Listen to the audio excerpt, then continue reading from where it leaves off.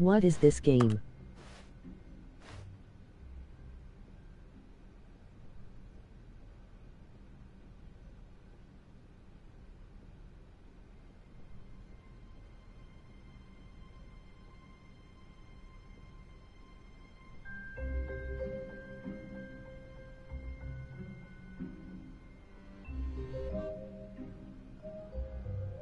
LOL.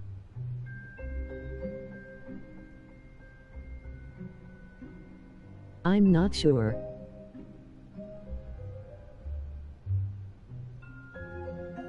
It is Hayden LOL.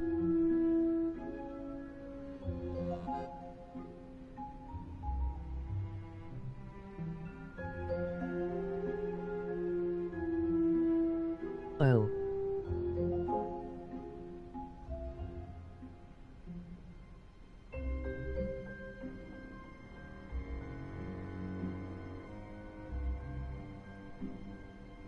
Yeah, I don't know, it's weird.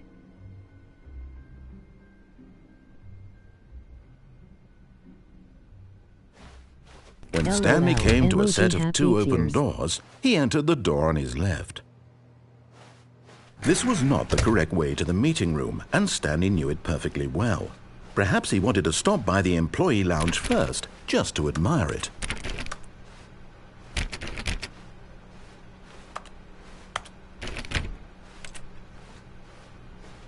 Wow, yes, this room.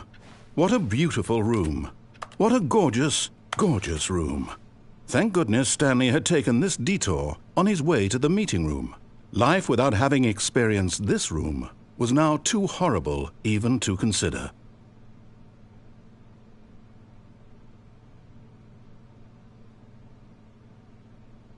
Yes, but eager to get back to business, Stanley took the first open door on his left. Opposite of what it says.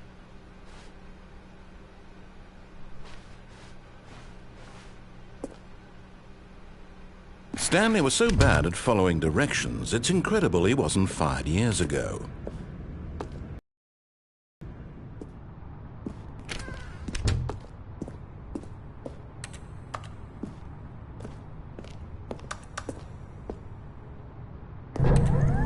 Look, Stanley, oh, well, look who's got cold feet. Sorry to break it to you, Stanley, but that lift isn't coming back. You'd best either get comfortable right here on this platform, or test your luck by jumping to the floor below. You know what? Looking at it now, it's not that far to the bottom floor. I bet you can make it.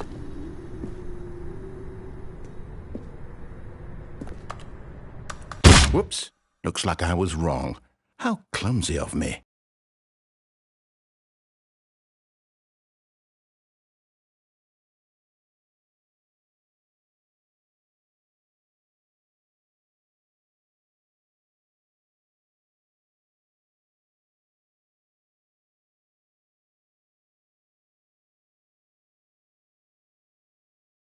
This game is odd but funny. All of his co-workers were gone. What could it mean? Stanley decided to go to the meeting room. Perhaps he had simply missed a memo.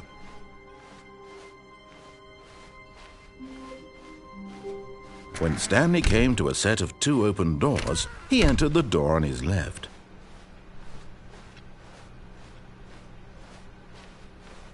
Yet there was not a single person here either. Feeling a wave of disbelief, Stanley decided to go up to his boss's office. Coming to a staircase, Stanley walked upstairs to his boss's office. But Stanley just couldn't do it. He considered the possibility of facing his boss. Admitting he had left his post during work hours, he might be fired for that.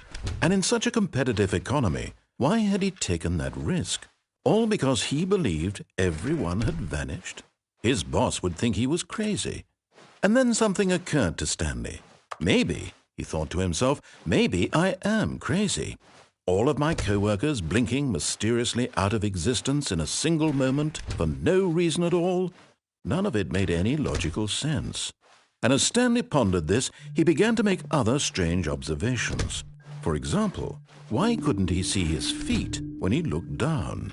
Why did doors close automatically behind him wherever he went? And for that matter, these rooms were starting to look pretty familiar. Were they simply repeating? No, Stanley said to himself, this is all too strange. This can't be real. And at last, he came to the conclusion that had been on the tip of his tongue. He just hadn't found the words for it. "I'm dreaming!" he yelled. "This is all a dream." Oh, what a relief Stanley felt to have finally found an answer, an explanation. His co-workers weren't actually gone. He wasn't going to lose his job. He wasn't crazy after all. And he thought to himself, I suppose I'll wake up soon. I'll have to go back to my boring real-life job pushing buttons. I may as well enjoy this while I'm still lucid. So he imagined himself flying and began to gently float above the ground. Then he imagined himself soaring through space on a magical starfield, and it too appeared. It was so much fun, and Stanley marveled that he had still not woken up. How was he remaining so lucid? And then perhaps the strangest question of them all entered Stanley's head. One he was amazed he hadn't asked himself sooner. Why is there a voice in my head dictating everything that I'm doing and thinking? Now the voice was describing itself being considered by Stanley, who found it particularly strange. I'm dreaming about a voice describing me, thinking about how it's describing my thoughts, he thought. And while he thought it all very odd and wondered if this voice spoke to all people in their dreams, the truth was that, of course, this was not a dream. How could it be? Was Stanley simply deceiving himself, believing that if he's asleep, he doesn't have to take responsibility for himself? Stanley is as awake right now as he's ever been in his life. Now, hearing the voice speak these words was quite a shock to Stanley. After all, he knew for certain, beyond a doubt, that this was in fact a dream. Did the voice not see him float and make the magical stars just a moment ago? How all that? This voice was a part of himself too. Surely, if he could just... He would prove it. He would prove that he was in control, that this was a dream. So he closed his eyes gently, and he invited himself to wake up. He felt the cool weight of the blanket on his skin, the press of the mattress on his back, the fresh air of a world outside this one. Let me wake up, he thought to himself. I'm through with this dream. I wish it to be over. Let me go back to my job. Let me continue pushing the buttons. Please, it's all I want. I want my apartment and my wife and my job. All I want is my life exactly the way it's always been. My life is normal. I am normal. Stupid game. Everything will be fine. I am okay.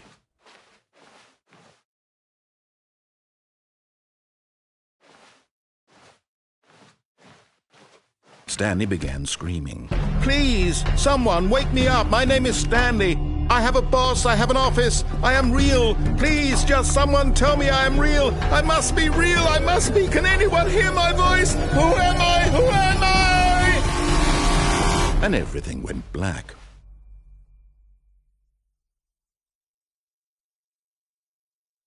This is the story of a woman named Mariella.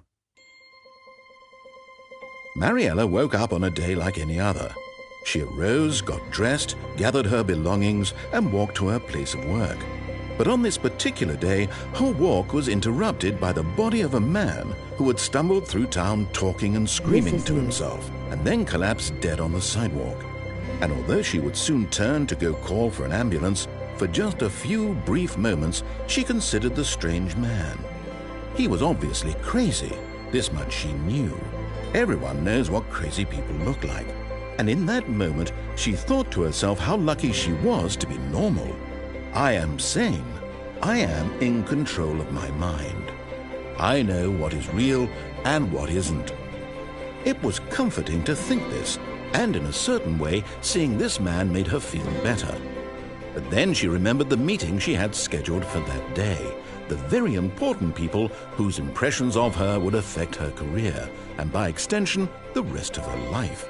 She had no time for this, so it was only a moment that she stood there, staring down at the body. And then she turned and ran.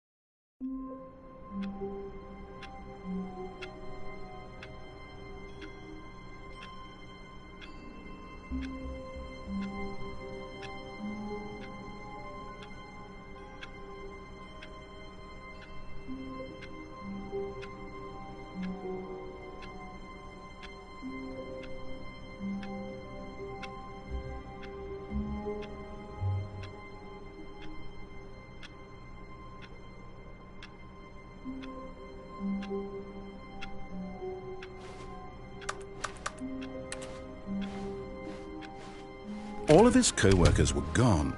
What could it mean? Stanley decided to go to the meeting room. Perhaps he had simply missed a memo.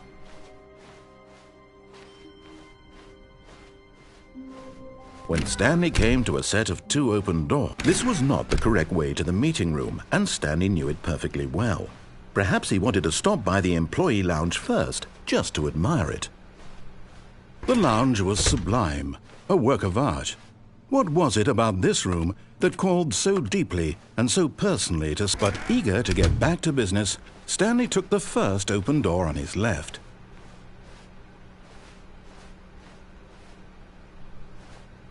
Stanley was so bad at following directions, it's incredible he wasn't fired years ago. Look, Stanley, I think perhaps we've gotten off on the wrong foot here. I'm not your enemy, really, I'm not. I realize that investing your trust in someone else can be difficult, but the fact is that the story has been about nothing but you all this time. There's someone you've been neglecting, Stanley. Someone you've forgotten about. Please, stop trying to make every decision by yourself. Now, I'm not asking for me, I'm asking for her. This is it, Stanley.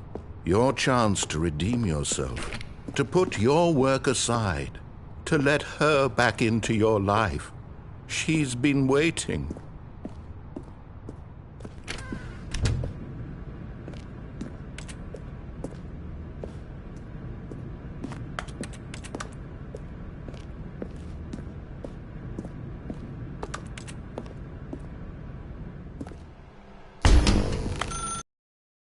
Stanley, you need to be the one to do this, to reach out to her. If you can truly place your faith in another, then pick up the phone.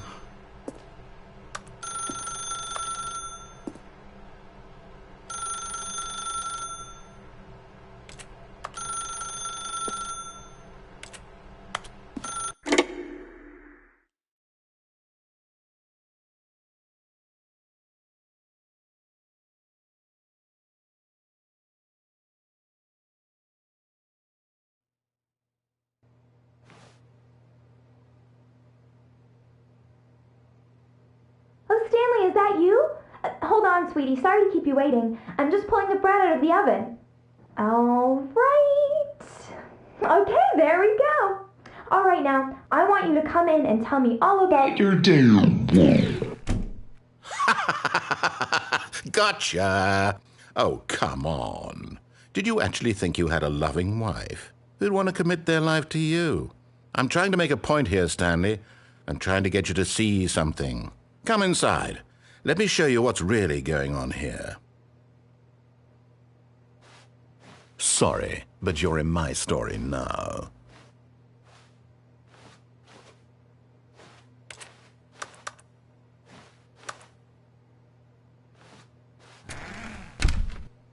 This is a very sad story about the death of a man named Stanley.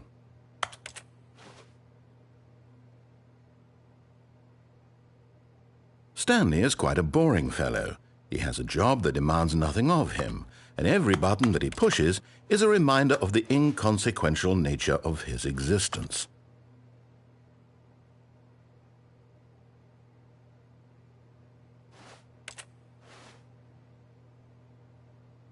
Look at him there, pushing buttons, doing exactly what he's told to do. Now he's pushing a button. Now he's eating lunch. Now he's going home. Now he's coming back to work. One might even feel sorry for him, except that he's chosen this life.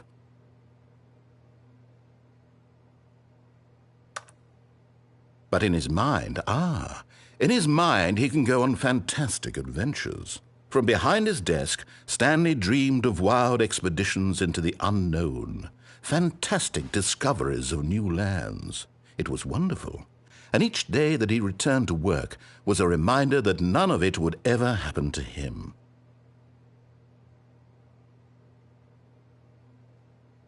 And so he began to fantasize about his own job.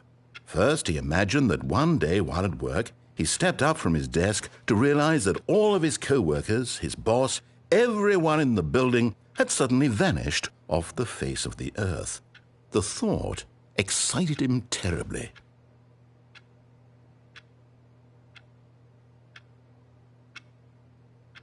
So he went further. He imagined that he came to 2 open doors and that he could go through either. At last, choice.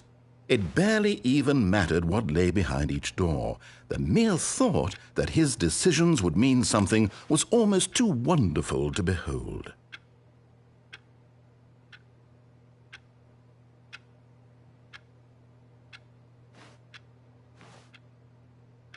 As he wandered through this fantasy world, he began to fill it with many possible paths and destinations. Down one path lay an enormous round room with monitors and mind controls. And down another was a yellow line that weaved in many directions. And down another was a game with a baby.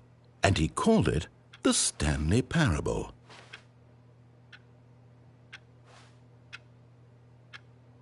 It was such a wonderful fantasy, and so in his head he relived it again, and then again, and again, over and over, wishing beyond hope that it would never end, that he might always feel this free. Surely there's an answer down some new path, mustn't there be? Perhaps if he played just one more time.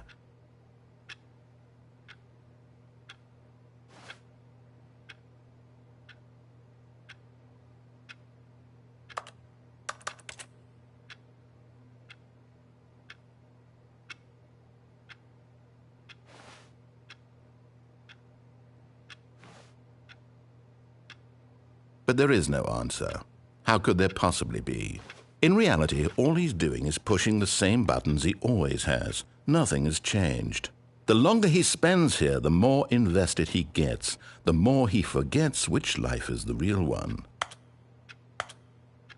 And I'm trying to tell him this, that in this world he can never be anything but an observer, that as long as he remains here, he's slowly killing himself. But he won't listen to me. He won't stop.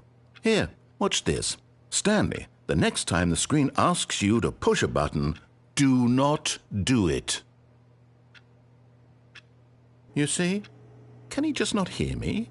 How can I tell him in a way that he'll understand that every second he remains here, he's electing to kill himself? How can I get him to see what I see? How can I make him look at himself? I suppose I can't, not in the way I want him to. But I don't make the rules. I simply play to my intended purpose, the same as Stanley.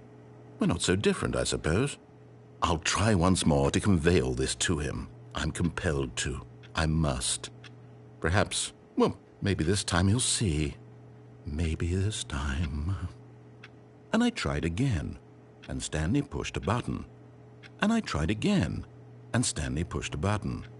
And I tried.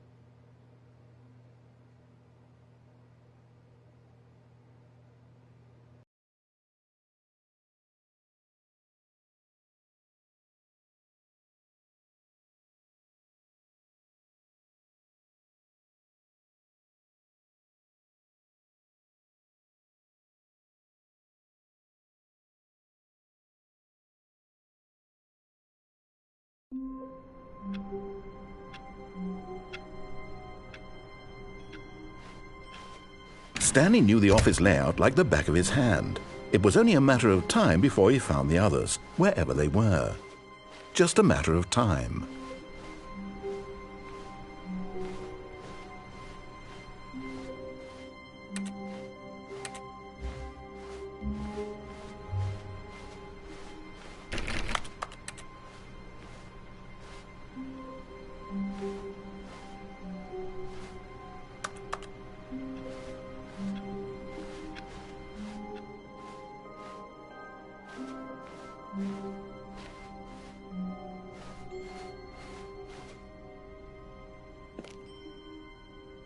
When Stanley came to a set of 2 open doors, he entered the door on his left.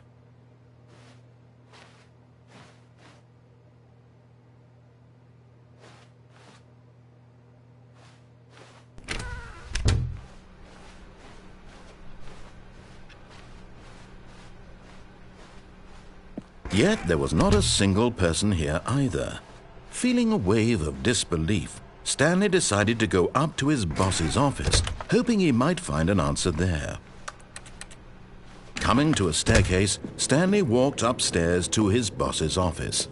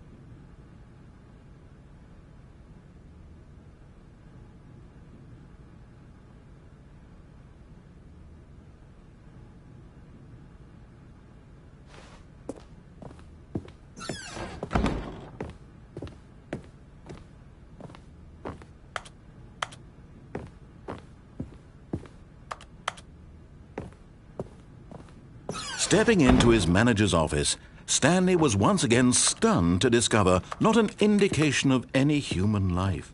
What could it mean? Stanley wondered aloud to nobody. He began wildly tearing through papers on the boss's desk, pulling books off the shelf, looking behind paintings, desperate for clues to his situation. But his attention was caught by a keypad behind the boss's desk. What could its purpose be? In fact, this keypad guarded the terrible secret that lay buried below his feet. And so the boss had assigned it an extra secret PIN number, 2845. But of course, Stanley couldn't possibly have known this.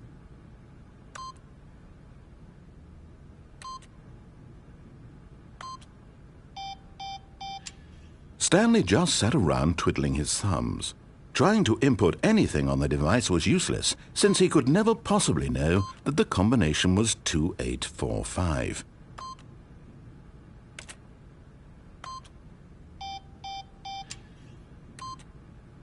"2845. Yet incredibly, by simply pushing random buttons on the keypad, Stanley happened to input the correct code by sheer luck. Amazing. He stepped into the newly opened passageway.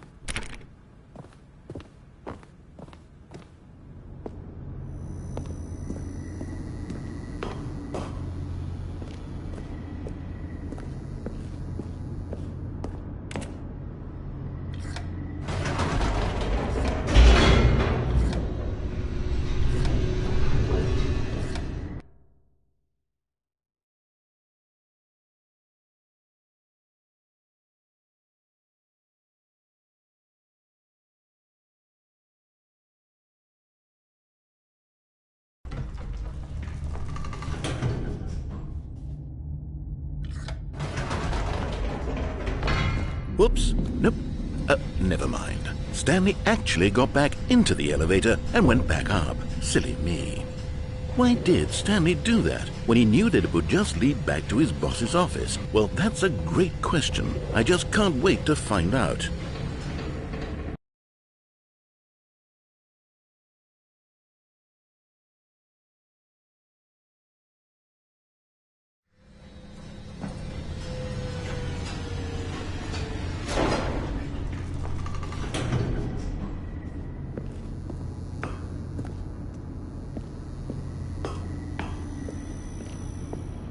Here we are, Stanley. It's your boss's office. Exactly the way it was before you got onto the elevator. It's still just exactly what it is. What a decision you've made to come up here and look at the office again. This has fleshed out the plot of the story in new and fascinating ways I could have never anticipated. It's that keen eye for storytelling that you have, an incisive rapid fire of critical plot points, one after the other, weaving a rich tapestry of uncompromising narrative. Wow! I'm bolted to the edge of my seat.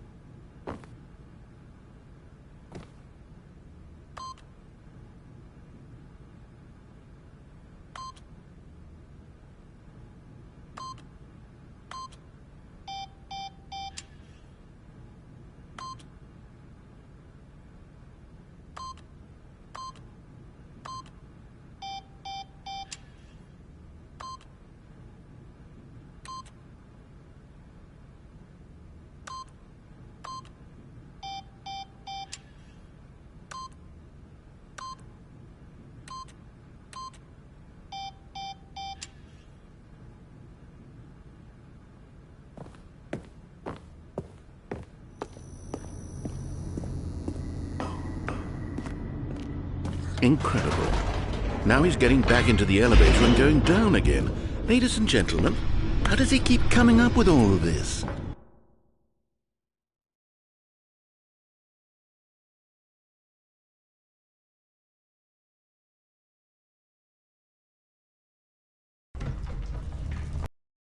This time, Stanley will walk forward into the spooky corridor, won't he?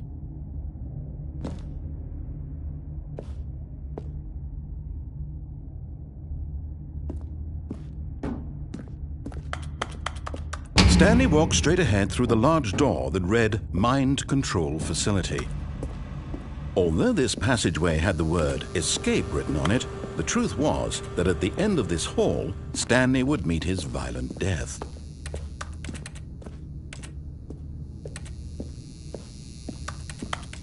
The door behind him was not shut. Stanley still had every opportunity to turn around and get back on track.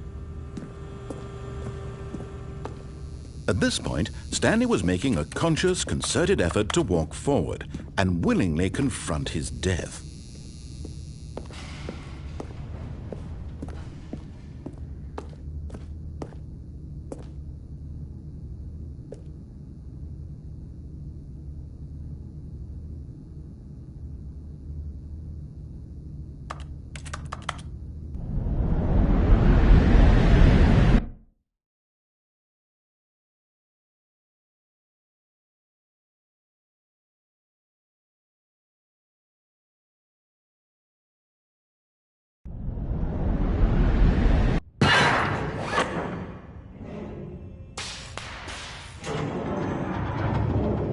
As the machine whirred into motion and Stanley was inched closer and closer to his demise, he reflected that his life had been of no consequence whatsoever.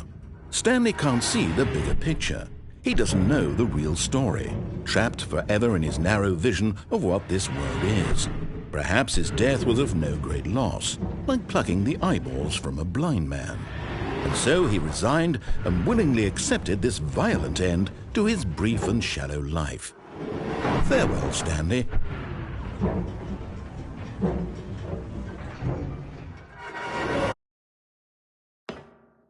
"Farewell, Stanley," cried the narrator, as Stanley was led helplessly into the enormous metal jaws.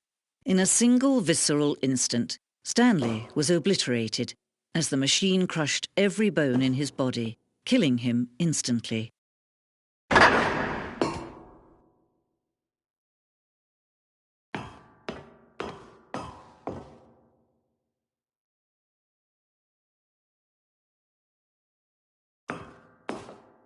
And yet it would be just a few minutes before Stanley would restart the game, back in his office, as alive as ever.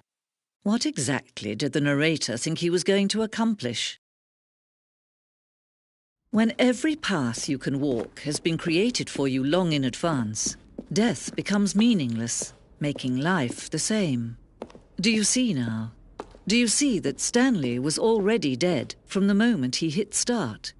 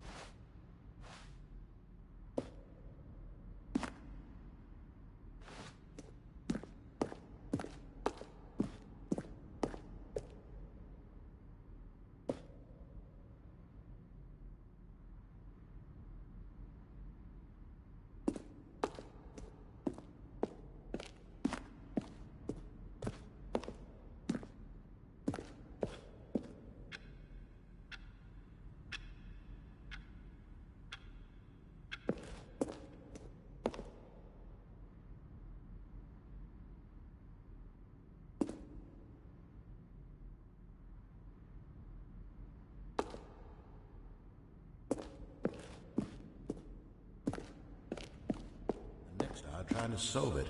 Here, I'm just going to make this easy on you. Stan?